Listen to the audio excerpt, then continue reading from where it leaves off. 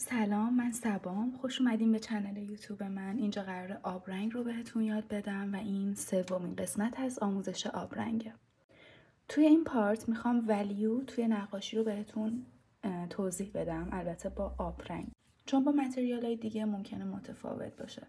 توی آبرنگ ما برای اینکه یک رنگ رو تیره یا روشن کنیم به این صورت نمیایم بهش سفید یا مشکی اضافه نمی کنیم، چون اگر من به یه رنگی برای تیره تر کردن مشکی اضافه کنم ماهیت اون رنگ کلن عوض میشه. اون رنگ دیگه اون رنگ نیست. مثلا نگاه کنید، من این سبز رو میخواستم با این رنگ مثال بزنم براتون، ولی حس میکنم اگه یه رنگ دیگر رو انتخاب کنم خیلی بهتر باشه. مثلا این رنگ، اگر بخوام این رنگ رو با مشکی تیره کنم کلا ماهیت رنگ عوض میشه. بذارید مشکی بردارم.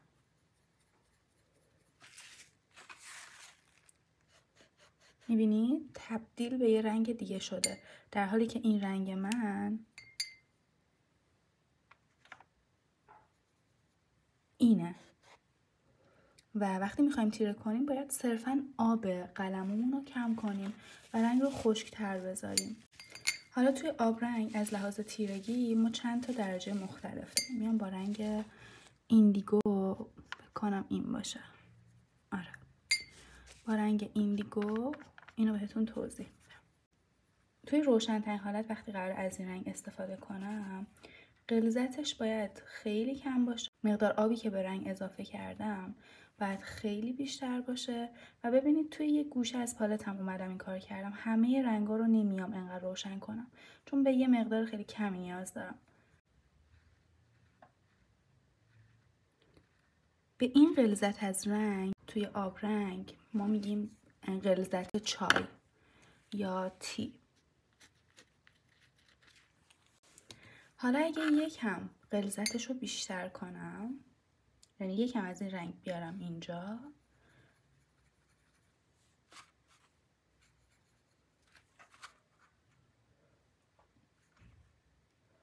یک کوچولو باید رنگ بهش اضافه کنم. با یکم غلظت بیشتر میشه کافی یا غلظت قهوه. توی گواش هم همه اینا رو داریم بچه. حالا گواش اوپکه، آبرنگ ترانسپرنته.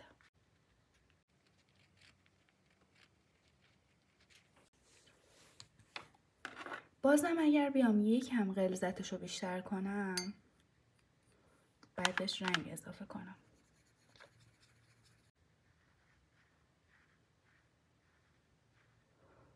بهش میگیم غلظت شیر یا میلک. اگه بازم بیام غلیظ‌تر کنم و تیره ترش کنم بهش میگیم غلظت کریم یا خامه.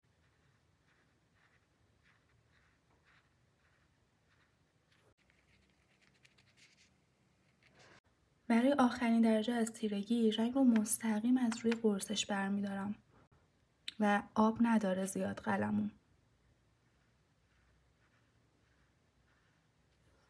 و این غلظت میشه غلظت کره. حالا به دو روش میتونید اینو تمرین کنید. یکی اینکه از غلظت تی برید به سمت غلظت کره، یکی دیگه از غلظت کره برید به سمت غلظت تی. حالا من اینجا از همین غلظت کره میخوام به ترتیب برسم به غلظت تی.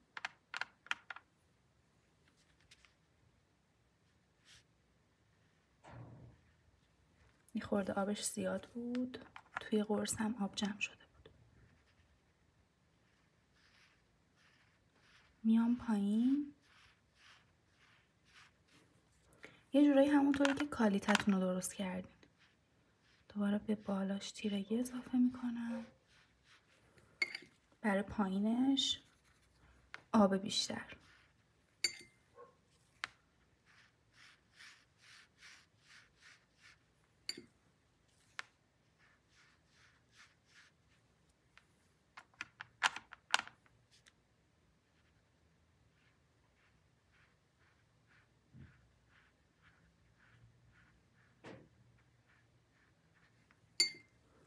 میبینید این رنگ کم کم داره روشن میشه.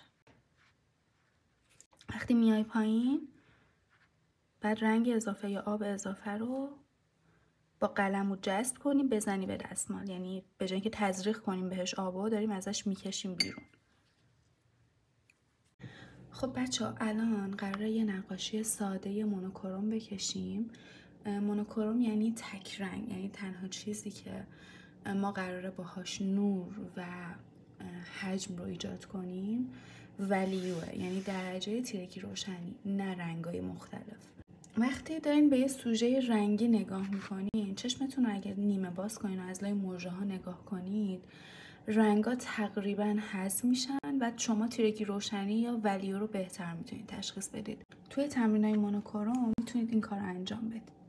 خب با همون رنگ ایندیگو این نیست. انقدر بین این دوتا پارت ویدیوم وقفه افتاد اصلا همه پلنامون که میخواستم دقیقا چیا بگم یادم رفت یکم. حقیقتش از رشد ناخونم مشخصه که بین این دوتا پارت چقدر فاصله افتاد، چون مریض شدم و قشنگ یه هفته ای از کار و زندگی افتادم، بیشتر از یه هفته.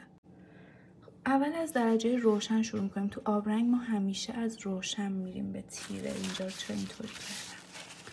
از روشن میریم به تیره. پس از درجه‌ای که شروع میکنیم یه مقوای تست دم دستتون اگه باشه خیلی خوبه. میتونید اینطوری قبل اینکه بیارید روی کار اصلیتون رنگتون رو تست کنید، ببینید چقدر تیره است و همون تیرگی که شما میخواید رو داره یا نه. حس میکنم یه مقدار تیره تر اگر بشه بهتر. این خوبه. خب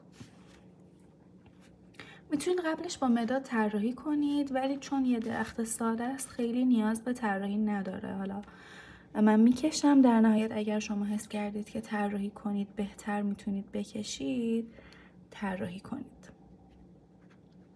بچه این تکنیکی هم که دارم الان باهاش درخت میکشم تکنیک خیس در خشکه. بعداً توی ویدیو دیگه همه اینا رو هم براتون جدا توضیح میدم.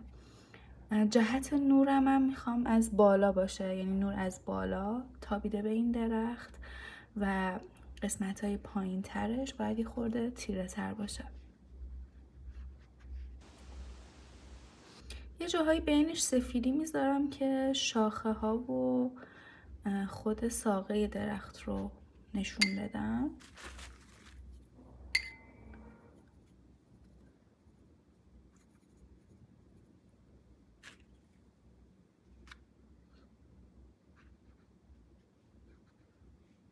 تکنیک خیس در خشک برای کارهای فانتزی یا انیمه‌ای تقریبا تصویرسازی و اینا خیلی کاربردیه و همینطور برای کار لکه‌ای یا لوز، فکر کنم میگن لوز واتر کالر توی آبرنگ، اگه سرچ کنید اینو براتون میاره کارهای لکه‌ای. میبینید خیلی ساده است. چقدر کمرنگ شده توی دوربین.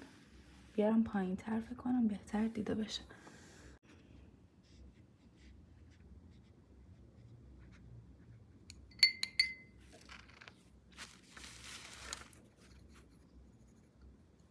تو آبرنگ من سعی میکنم که همه جا رو همزمان با هم پیش ببرم. یعنی الان تا این خوش بشه و بخوام یه درجه تیره تر رو بیارم روش میتونم یکم از ساقه ها رو بذارم. خود تنه درخت هم بچه ها فقط با یه درجه نمیذارم، بعدن یه جاهایش رو تیره تر میکنم.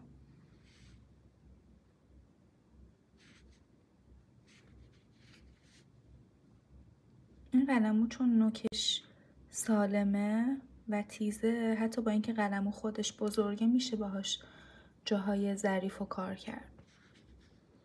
وای خیلی خوشحالم که بعد 2 هفته بالاخره دارم این ویدیو رو ضبط میکنم، چون انگار طلسم شده بود و همش این مقوا و اینا وسایلم اینجا بود، اما دل و دماغ این که بیام ویدیو ضبط کنم نداشتم. یه جورایی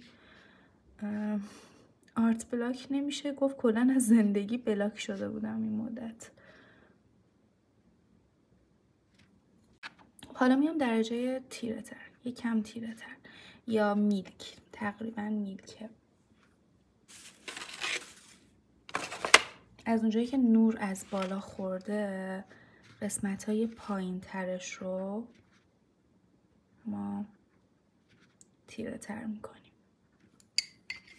میتونیم بینش مثلا بین این انگار شبیه کریم شد، میتونیم یه ذره این بین هم با قلموی نمدار محو کنیم که یه خورده حجم نرمتری بگیره.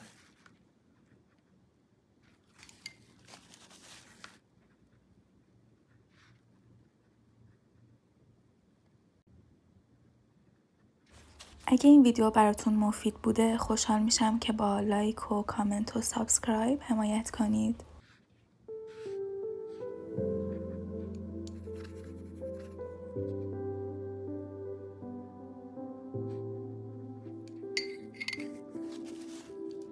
کم کم داره حجم میگیره.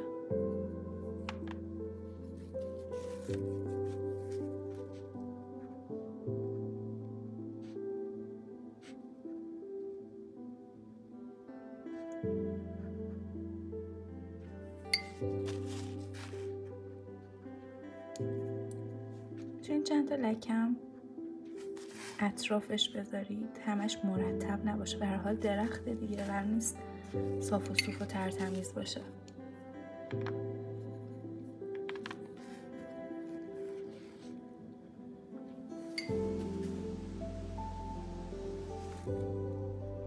این روشنایی بالاشو از بین نبرید، حواستون باشه اگه میخواید حجم رو نشون بدید به جهت نور خیلی دقت کنید. الان چون نور از بالاه من رنگای روشن بالا رو از بین نبردم، اگه دقت کنید.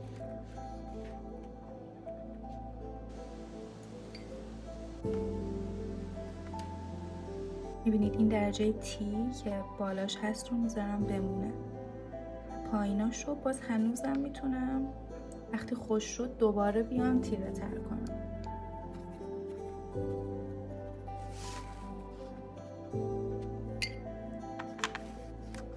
قلمتون اگه خیلی خشک باشه راحت حرکت نمیکنه و اونجاست که یعنی باید رنگ بسازید توی پالتتون.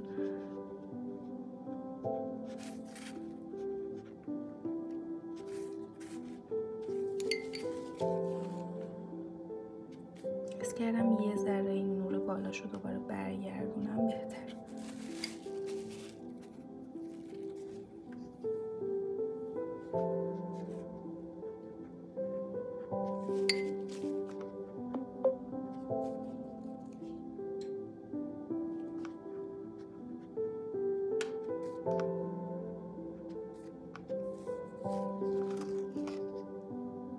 ببینید کم کم داره حجم میگیره، کم کم داره جهت نور احساس میشه. تا این درجه هم خشک بشه میتونم یکم تنه درخت رو هم یکم اگه نور زاویه داشته باشه از سمت راست باشه، بالا و راست، قسمت چپ تنه درخت میتونه یه ذره تیره تر باشه.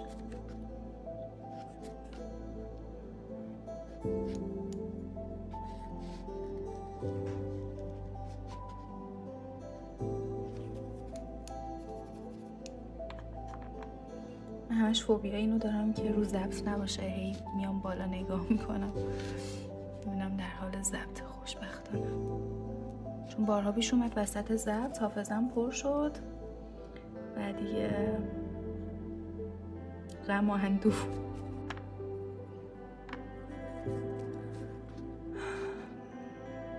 این قسمت هم زیرش دوباره تیره میشه.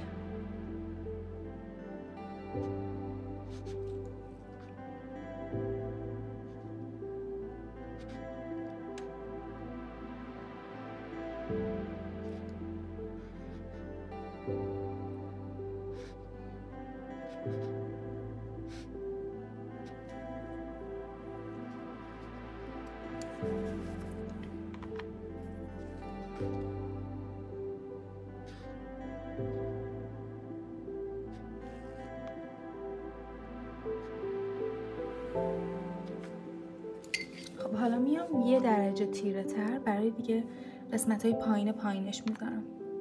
هرچه تعداد این درجات ولیویی که استفاده میکنید، چه تو طراحی چه تو آبرنگ، تو هر چیزی تعدادش بیشتر باشه، کارتون نزدیکتر به رئال میشه.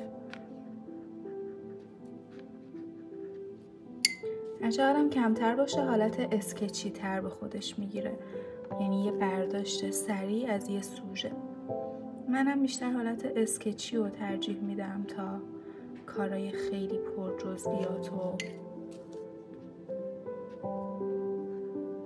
نزدیکتر به واقعیت. اینجا دیگه چون تیرگی شدیده، رنگم غلیظ‌تر برمیدارم با آب کمتر، چون باید یه تفاوتی با اون رنگ قبلیه داشته باشه دیگه. داره از این درخت خوشم میاد.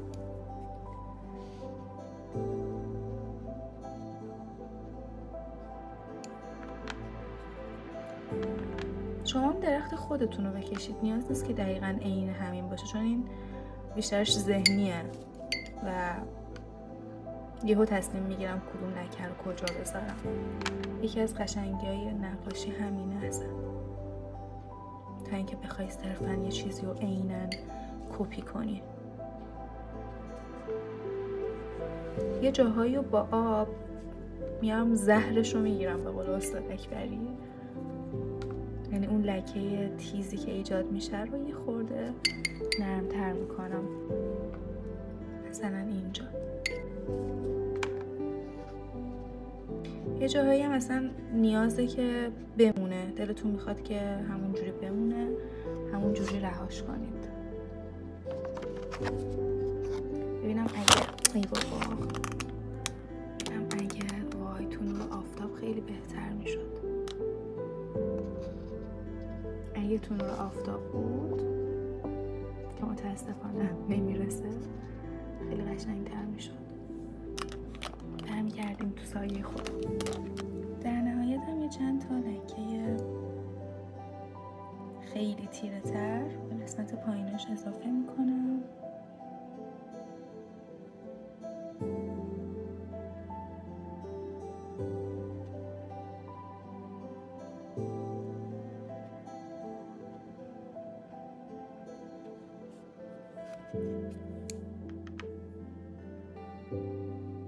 همینطور سمت چپ تنه درخت. من با یه دست الان دوربین رو داشتم و با یه دست دارم نقاشی میکنم.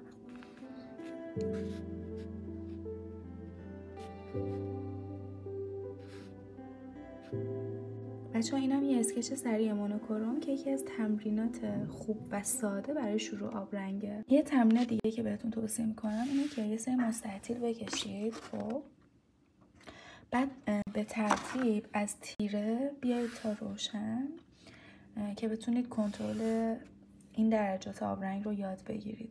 حالا مستطیلتون رو میتونید به 6 قسمت 7 قسمت تقسیم کنید و هر چقدر پایین که میاد روشن بشه تا اینکه آخرین درجه دیگه نزدیک به سفید باشه، نه اینکه یهو مثلا از این برسید به سفید. نه. امیدوارم این ویدیو براتون مفید بوده باشه. اگه تازه آبرنگ رو شروع کردی، ویدیوهای قبلی رو هم از دست نده.